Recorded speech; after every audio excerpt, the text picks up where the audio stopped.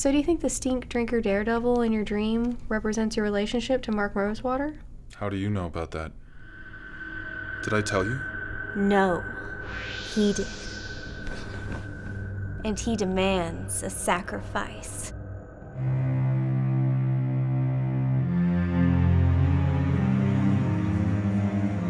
You sure it wasn't just a dream? I'm sure. She was toying with me, Lucius.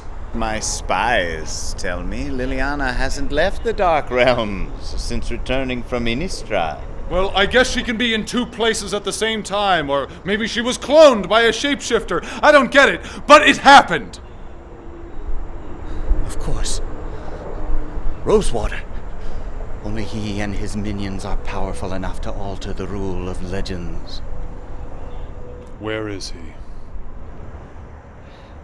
Mark Rosewater is beloved by the entire multiverse. You should not... Where is he, Lucius? Where is Mark Rosewater? I know you know! Very well. He's attending the World Championship of Magic in the city of canals and bicycles.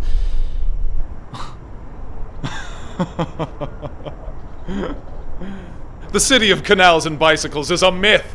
A tale told to children at the Feast of Gerard. It's real. Here is the map that will take you there. It is marked with the runes of ancient Thran. Seriously? A paper map?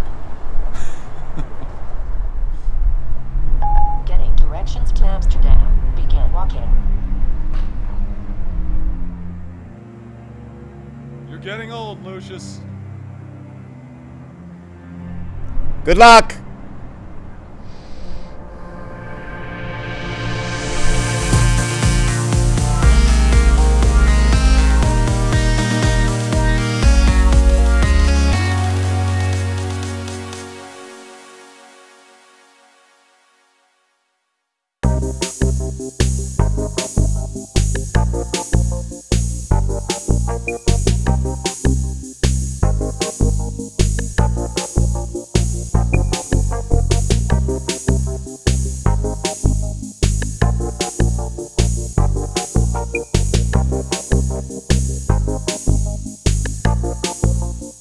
Welcome to Worlds Week, also known as the biggest, swankiest event in the history of competitive Magic. On display are two tournaments, the World Magic Cup, where 71 countries battle for the pride of their nation, and the World Championship, where the 16 best players in the world duke it out in the most prestigious Magic tournament there is.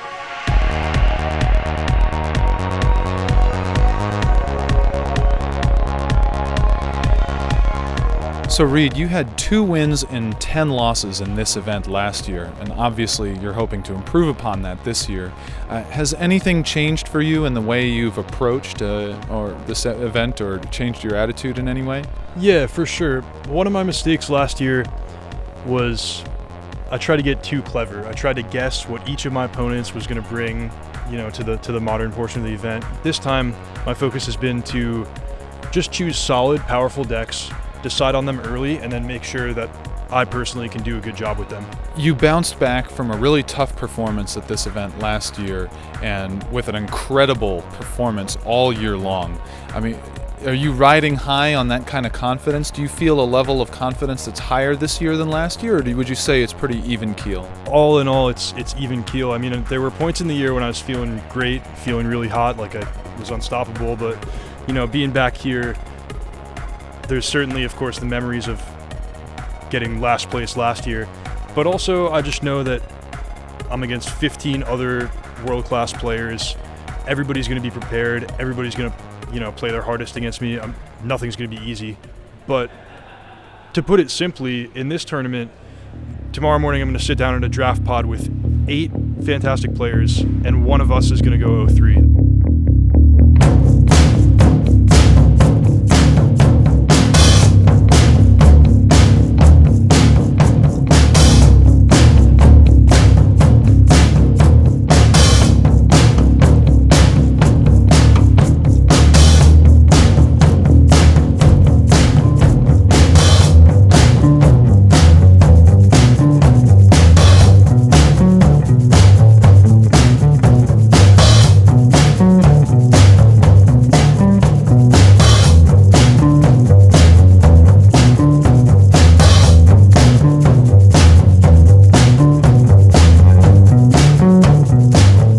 So the results of the Hall of Fame class of 2013 have just been announced, and one of them is Luis Scott Vargas. Luis, congratulations. Thanks a lot, Nate. So with 95% of the vote, that's a whopping number, and I think it's fair to say that you're one of the most unanimously respected players of all time. I mean, when you see 95%, how do you process the grandeur of that amount of respect? It felt really good. I mean, it was an awesome feeling to see, not only, be announced that I was going to be in the Hall of Fame, but also to see that 95% of the voters thought I deserved to be there.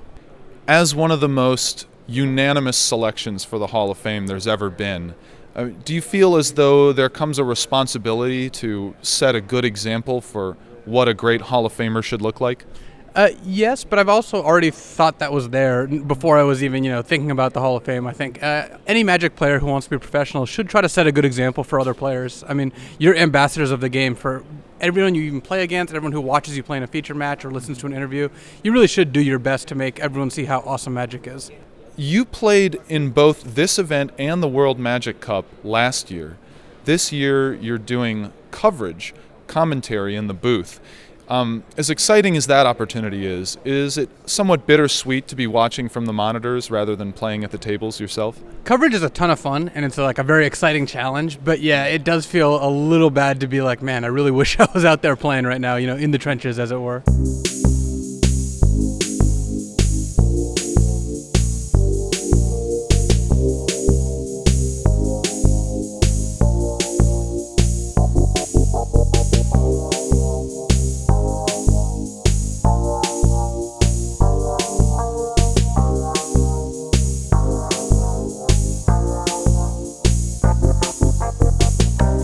The action is literally heating up. Very hot temperatures, no air conditioning here at the Amsterdam Convention Factory, and that has led to a historical first. Is that right, Head Judge Jason Lemahieu? I believe so. In all my years, and from what I've heard before, it has never been this case where we've actually not just been authorized, but actually recommended that we remove our judge shirts so that we can operate at peak level here. This has never before happened in the history of judging. I don't believe this has ever happened before. It's the judges almost didn't believe that I was serious when I told them they could remove their judge shirts. It's been wonderful, though. So is there any temperature that could be reached that would get you to take off your burgundy head judge shirt? The burgundy just carries so much with it that I decided, despite how much I'm sweating and how hot it is in here, that the burgundy has enough association with it for handling appeals and disqualifications that I will remain in burgundy regardless of the temperature.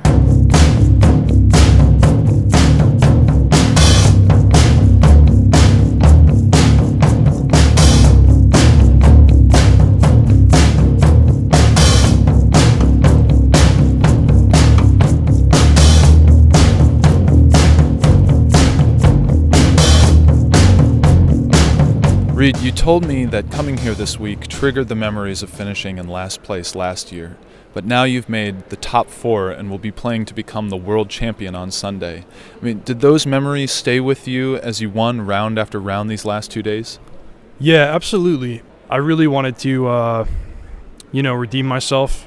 This is such a tough tournament, and regardless of results one way or another, every single match, both years I've played it, has been really intense. Every opponent plays their hardest.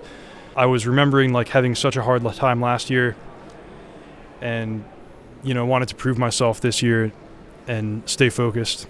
These next 2 days, you get a little break, then you come back on Sunday to compete to become the world champion. Are these next 2 days nervous days or excited days or relaxing days, a little vacation in Amsterdam? My top priority is going to be to recompose myself. As we do this interview, I'm kind of deliriously tired, burnt out and everything. But once I can get some sleep and think things through with a clear head, I'm really going to get to practicing my quarterfinals and potentially even the finals matchup too, if I'm fortunate enough to get that far. But more than anything, it's going to be nervous days, I think. After 2 days of intense elite competition, the World Championship field has narrowed from 16 to just 4. but the action will be put on hold for 2 more days as hundreds of Magic players from around the world descend on Amsterdam to compete for the World Magic Cup. In stark contrast to individual competition, the team structure of the World Magic Cup requires each country's representatives to collaborate constantly during both gameplay and the deck construction leading up to it. Exacto, sí cortaría este man no es tan bueno, weón. Este man me gusta mucho por el flash, weón. Y tiene un montón de cartas de flash, weón. If we had opportunity and something to like go infinite, we don't really have that. We just have divinations or chaomancers, so I don't think we really want the fog. とかそれと同じような役割で実際回収できるカード結構強めなんでそう強いんですよね全部 Ja mislim дека тие треба да чуваш kao sideboard план за некој за кој што ти треба. Couldn't we just have like the black decks just splash in some red cards? Be a deck? That was not a deck when we looked at it. Did we actually look at it? I thought we did.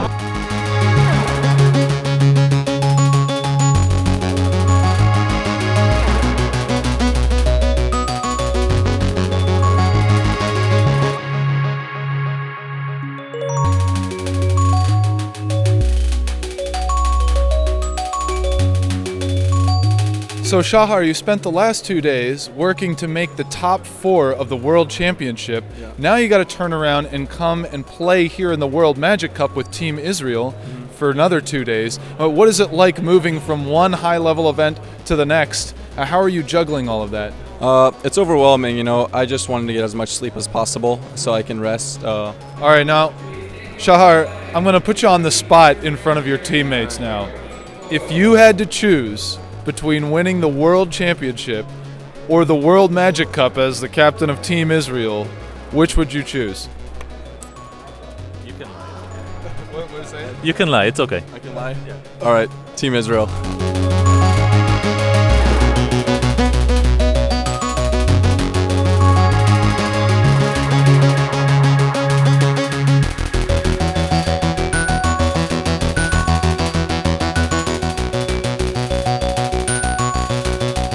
I'm here with Team Estonia, who has been putting up good results this week. Were you expecting to play well and compete on the level of some of the big, Magic countries such as the US or France or, even Belgium? Did you guys expect to do this well at this point? I think it's obvious because all the teams are like, the big teams are one like coach and guys like us. So we're not like underdogs here. We are more or less all equal because there is no super teams actually. So I don't know what you're talking about. Okay. Cool. So who's watching back home that you're hoping to impress this weekend? Like to motivate people that to see what can be achieved next week, like so that other people can see that there is hope in the small country like us.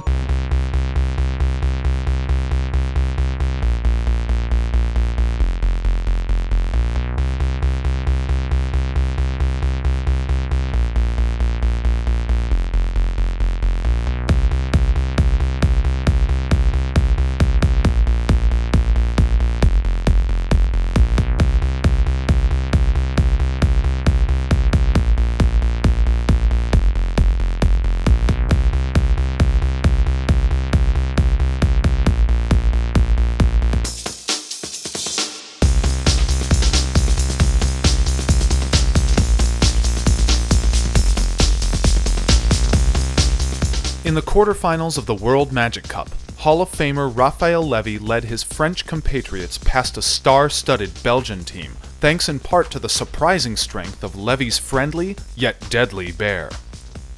Meanwhile, the Czech Republic, led by World Championship competitor Stanislav Cifka, fought past underdog New Zealand, and while Austria and Hungary once ruled an empire together, no such allegiance exists in Magic, and so the Hungarians defeated their former partners in power.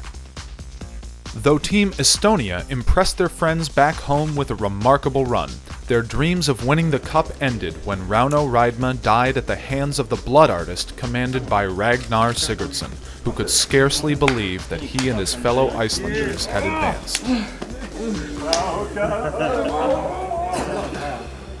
But Iceland couldn't keep up their Cinderella act much longer, as they fell to the more experienced Team France in the semifinals.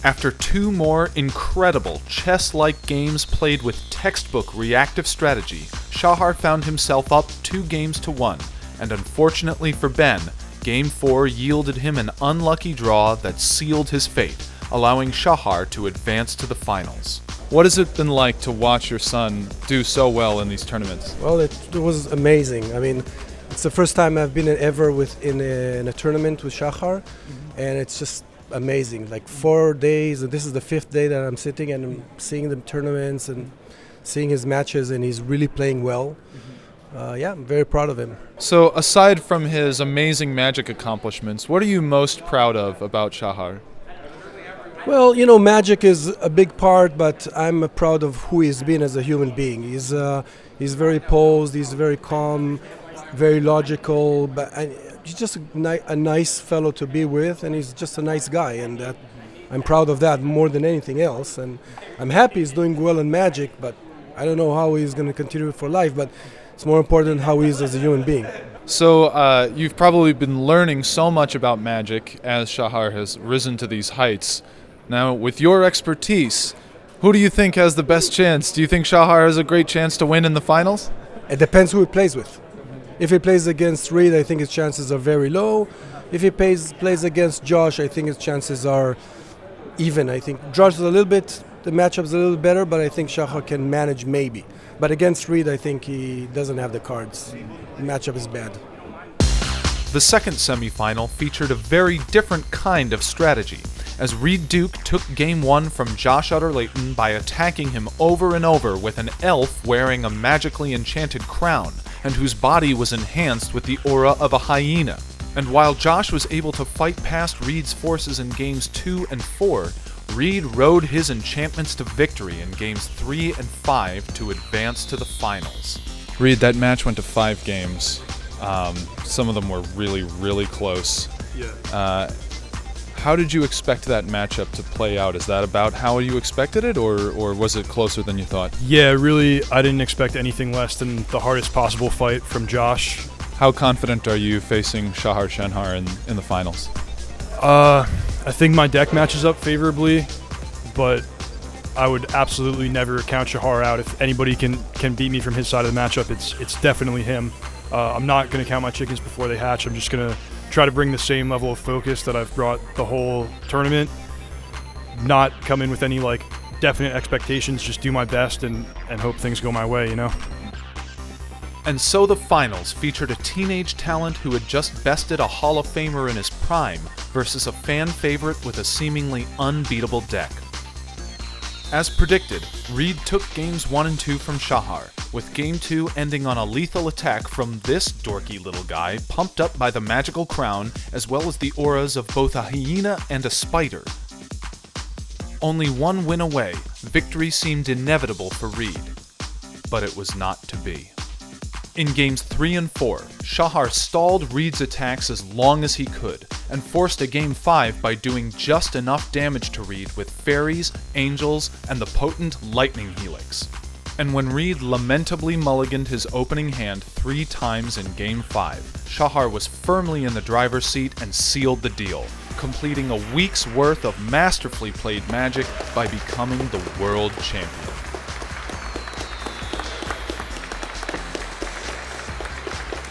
So Shahar, yes, you're the world champion of Magic the Gathering. How does that feel? I can't really explain it right now. You know, it hasn't hit me yet. It will though soon, and it'll be great. Now, everybody was saying this was an unwinnable matchup, and you were down and you came back.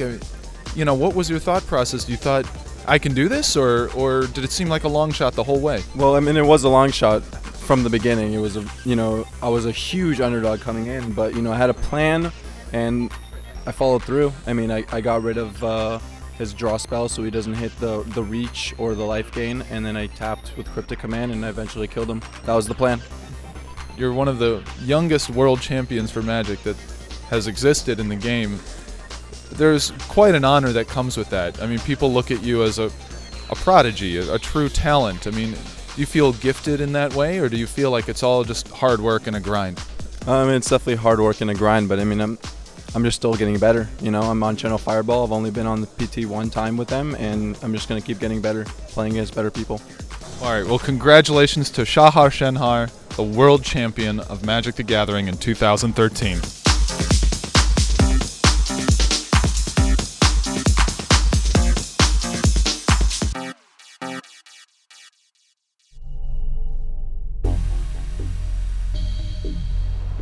He's attending the World Championship of Magic in the city of canals and bicycles.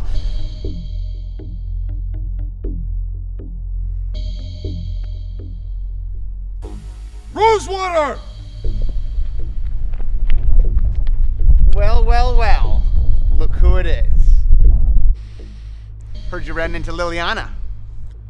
I barely escaped with my life. Well, then therapy must agree with you. Most of her patients do far worse than that. Enough! You and I have unfinished games from like 2 years ago that got interrupted because your dentist's office called to confirm an appointment, and I think you had to pick up your kids or something, and I think you were down a game and had mulliganed to 6 in game 2, but it would be difficult to recreate that exact match, so I suggest we start a new match to determine once and for all who talks a game and who walks the plains. I thought you'd never ask.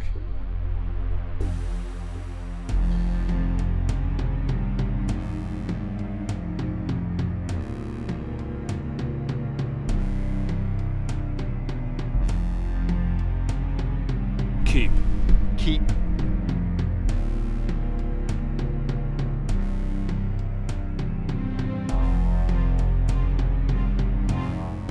Hey, Mark. Not now! Well, Talina said that we have to do the interview today because tomorrow you have a hair salon Fine, appointment. fine. So I thought we'd start with your thoughts on psychology and human nature. Oh, hold on, I have to take this. I have a design deadline on Back to the Future site. Hey, Aaron. No, Aaron, it has to be purple. No, market research showed that chartreuse does not resonate with the average player. No, yes, it's purple.